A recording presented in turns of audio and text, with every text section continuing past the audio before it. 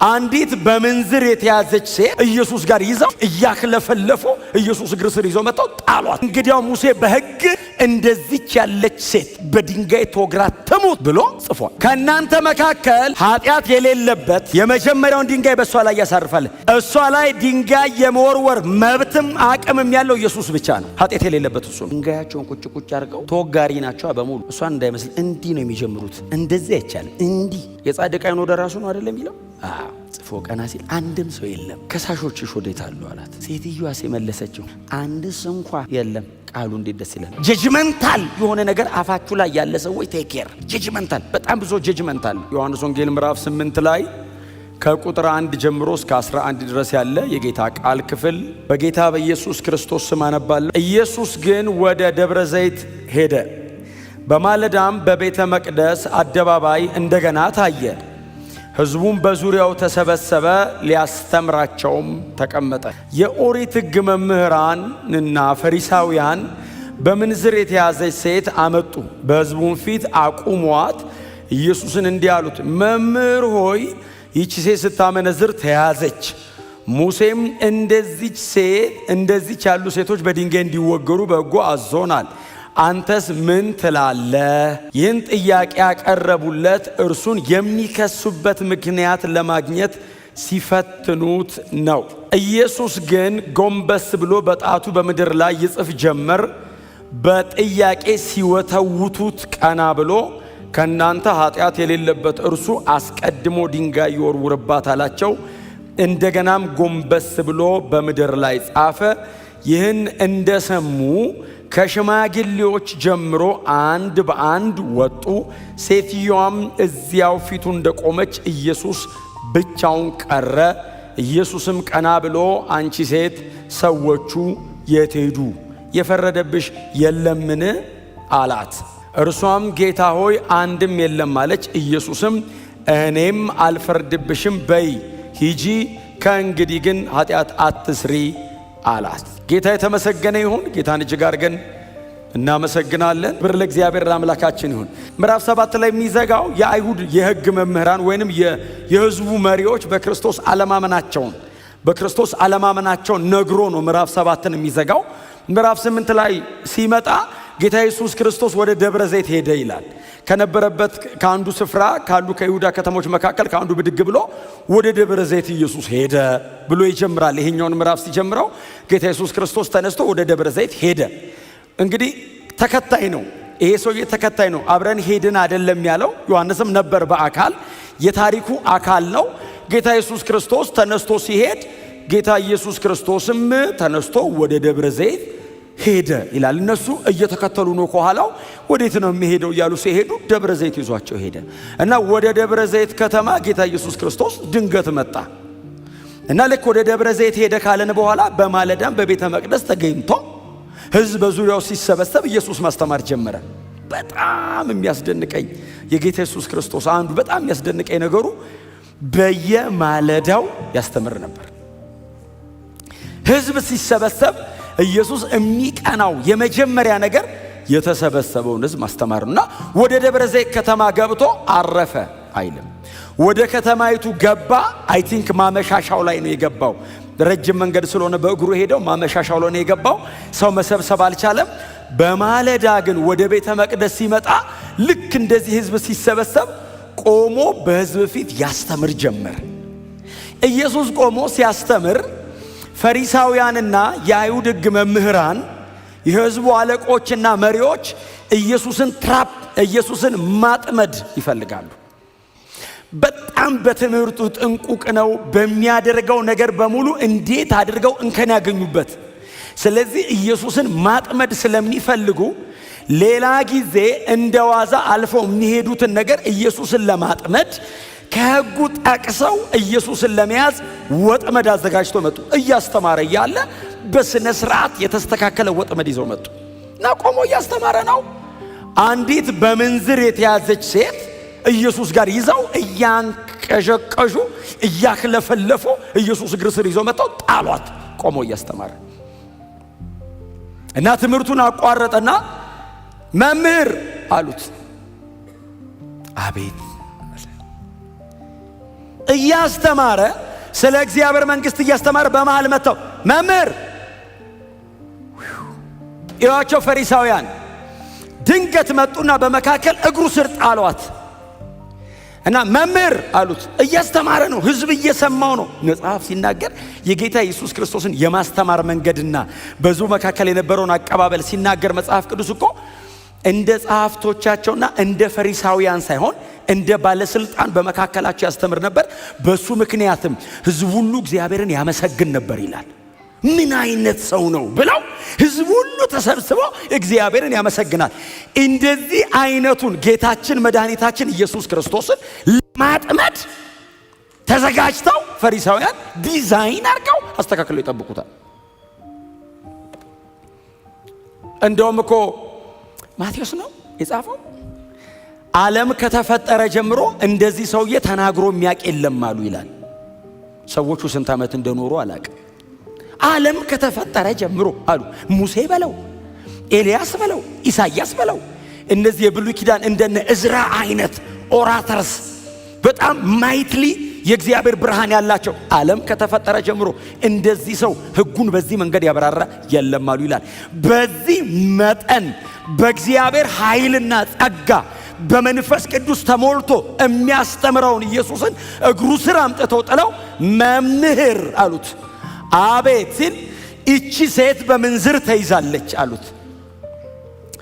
እሺ አለ ኢየሱስ። እንደዚህ አይቷት እነሱ ሊገሏት ነው። ኢየሱስ እየራራ ነው የሚያያት። እሺ አለ። ሙሴ አሉት። አንተ ማለታቸው ነው ባይዘው የብሉይ ኪዳን መጽሐፍ ሰባኪ ነህ። ኢየሱስ የብሉይ ኪዳን መጽሐፍት አስተማሪ ነው። ሰምታችሁ አዲስ ኪዳን ያለው ራሱ እሱ ነው።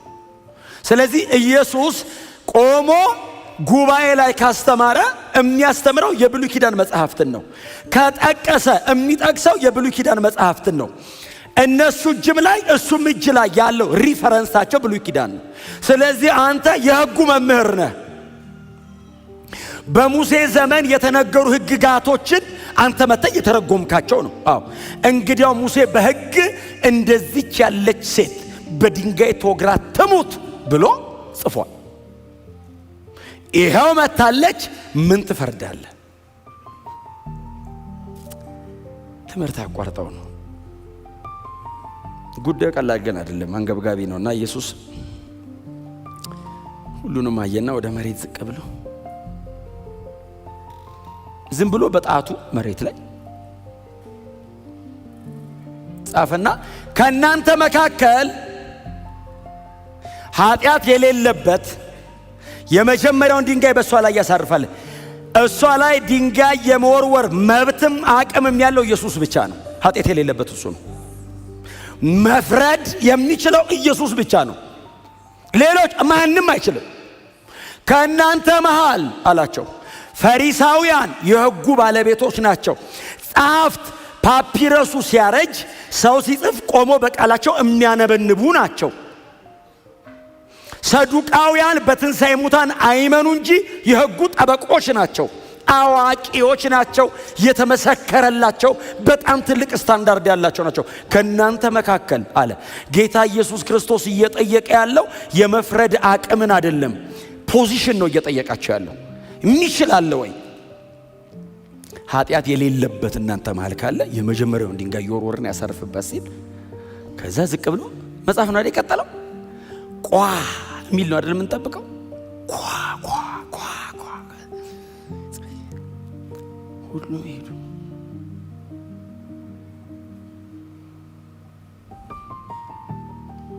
ኢየሱስን ለማጠመድ መሞከር ድካም ነው። አይጠመድም። ወጥመድ ውስጥ አይገባም ኢየሱስ። ማቴዎስ ወንጌል ላይ አንድ ክፍል እናንብብ ሄደን 22 ላይ ማቴዎስ 22 ላይ 22:18 ኢየሱስ ግን ተንኮላቸውን በመረዳት እንዲህ አላቸው፣ እናንተ ግብዞች ለምን በነገር ልታጠምዱኝ ትሻላችሁ? ለምን ልታጠም የኢየሱስ ጥያቄ ነው። ባይዘው መጡና እንደዚህ ያሉት መምህር ደሞ ሲጠሩትስ ጌታ ሆይ ይሉታል። እንዳንተ አይነት አስተማሪ የታለ አሉትና በውኑ ለቄሳር ግብር መክፈል ይገባናልን?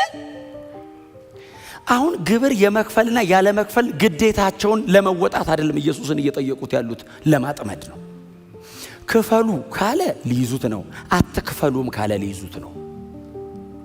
እንኳን ኢየሱስ ሆነ እንጂ እኛ ብንሆን አዳም መጀመሪያ እንደወደቀው በመደዳ ስንበላ ነው ምን ኖሮ ባይዘው። እንኳን ኢየሱስ ጋር ሄደ። እንክፈል አንክፈል፣ አሁን እንክፈል ካለ ንጉስ ሳቶ ንጉስ ነኝ ብለው ሊይዙት ነው። አትክፈሉ ካለ ደግሞ ንጉስ እያለ ንጉስ ነኝ አለ ብለው ሊይዙት ነው። ክፈልም አትክፈልም ባይዘው ያስይዛል።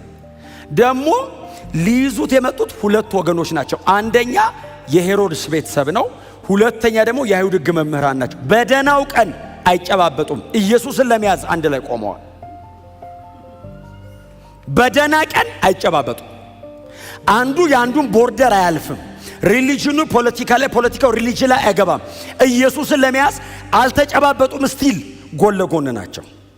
ፓራሌል ግን ተጠጋግተዋል። የጋራ ጠላታቸው ነው ኢየሱስ። እንቅ ለማድረግ ነው እና ሲመጡ ለሁለቱም ነው የመለሰው ኢየሱስ። እንክፈል አንክፈል ሲሉት ምን አይነት ግብዞች ናችሁ አላቸው። አሁን ግብር እንክፈል አንክፈል አሳስቧችሁ ነው? ልታጠምዱ ይፈልጋችሁ ነው በንግግሬ? እስቲ ሳንቲም አንጡ ሲል 1 ዲናር አይ ቲንክ ይዞ ነው እንደዚህ ያያት። ጽሕፈቲቱና ምስሉ የማን ነው አለ። የቄሳር አሉት። እንግዲህ ቄሳርን ለቄሳር ግብር መክፈል አይደል ጥያቄው? የቄሳር ግብር ሳንቲሙ ነው፣ የእግዚአብሔር ደሞ አለ። የእግዚአብሔርን አሁን መባና ስርዓትና ከዛዛ የሚሰጥ ገንዘብ አይደለም እየተወራ ያለው። ገንዘቡን ለቄሳር ስጡትና እናንተ ኑ ነው። ቄሳር መባቃ ውስጥ ዲናሩ፣ እኔ መባቃ ውስጥ እናንተ። ክብር ለኢየሱስ ይሁን። የቄሳርን ለቄሳር በመልክ እንስጥ። ሳንቲሙ ላይ ያለው የቄሳር መልክ ነው፣ እናንተ ላይ የኔ መልክ ነው ያለው። ስለዚህ ሳንቲሙን ለመልኩ ስጡትና የእናንተ መልክ እኔ ጋር ነው፣ ዲስቶርት ተደርጎ ነው አስተካክሏሉ ኑ ሲል ዝም ብለው ተመልሰው ሄዱ። ይህን ሰውዬ ድጋሚ በሌላ መንገድ ካላጠመድ ነው በቀር አይጠመድም ኢየሱስ። እቺም ሴት ገዳቸው አይደለም። የሴትዮዋ ህይወት ይበላሽ አይበላሽ they don't mind። እሱ አይደለም ቢዝነሳቸው። ኢየሱስን አጥምደው ይዘው የዘላለም ህይወት የሚገኝበትን ድነት ለማበላሸትም ዲመኒክ ነው ፕሮግራሙ፣ ዲመኒክ ነው ዲዛይኑ። የተጠቀመው ግን የሰው አይምሮ ነው። አሁን ሰዎቹም ላያውቁ ይችላሉ። አንጥተው እግሩ ስር ጥለው ሙሴ ትወገር ብሏል ጥቅስ ጠቅሰው ነው ሊያስሩት የፈለጉት ኢየሱስን። ጽፎ ቀና ሲል አንድም ሰው የለም። ጌታ እንደዚህ አላት፣ አንቺ ሴት አላት። ኢየሱስ ብቻውን ቀረ የሚል ቃል አንብባቸዋል። እንደሱ ነው የሚለው አይደል? ያነበብኩት ክፍል አብረው ቀሩ አይልም። ኢየሱስ ብቻውን ቀረ ይልና ያቺም ሴት ከፊቱ ቆማ ነበር ነው የሚለው። ኢየሱስ ብቻውን ነው የቀረው። እሷማ ፍርደኛ ናት። ዳኛው እሱ ነው፣ ተጠያቂው እሱ ነው። እሱ ደግሞ ሊፈርድ አይደለም የመጣው፣ ሊያድን ነው የመጣው። ዮሐንስ ወንጌል ምዕራፍ 3 ቁጥር 15ን ሂዱና አንብቡ እናንተ። እዚህ ዮሐንስ ወንጌል የሰው ልጅ በዓለም ላይ ሊፈርድ ሳይሆን ኃጢአተኞችን ሊያድን ነው የመጣው። እስቲ አሜን በሉ። ጀጅመንታል የሆነ ነገር አፋችሁ ላይ ያለ ሰዎች ቴክ ኬር። ጀጅመንታል፣ በጣም ብዙ ጀጅመንታል፣ የፍርድ ቃል። እሱ ራሱ ሊያድን ነው የመጣው፣ ኃጢአተኛ ሊያድን። እስቲ አሜን። ማዳን፣ መባረክ፣ ነፃ ማውጣት፣ ሰዎችን ሪሊዝ ማድረግ፣ ይሄ ነው እናንተ ጋር መሆን ያለበት። ከጌታ የተማርነው ይሄንን ስለሆነ ከሳሾችሽ ወዴት አሉ አላት። ኢየሱስን አይደለም ሊያጠምዱት ይምጡ እንጂ እሷን የከሰሷት። እኔን ለማጥመድ የተጠቀሙት አንቺን ነው። ከሳሾችሽ ወዴት አሉ ሲላት ሴትዮዋስ የመለሰችው አንድስ እንኳ የለም። ቃሉ እንዴት ደስ ይላል! መጽሐፍ ቅዱስ ወይ አንድ እሷም አይ ቲንክ ፈለገች መሰለኝ። ድንጋያቸውን ቁጭ ቁጭ አድርገው ተወጋሪ ናቸው በሙሉ። እሷን እንዳይመስል እንዲህ ነው የሚጀምሩት። እንደዚህ አይቻልም። እንዲህ የጻድቅ አይን ወደ ራሱ ነው አይደለም የሚለው። ድንጋያቸውን ቁጭ ቁጭ አድርገው ተወጋሪ ናቸው በሙሉ። እሷን እንዳይመስል እንዲህ ነው የሚጀምሩት። እንደዚህ አይቻልም። እንዲህ የጻድቅ ዓይን ወደ ራሱ ነው አይደለም የሚለው? ድንጋያቸውን አስቀምጦ ሄዷል። የታርሰ አንድስ እንኳ የለም ስትለው ጌታ ምንድን ነው ያላት? እኔም አልፈርድብሽም። እስቲ አሜን በሉ።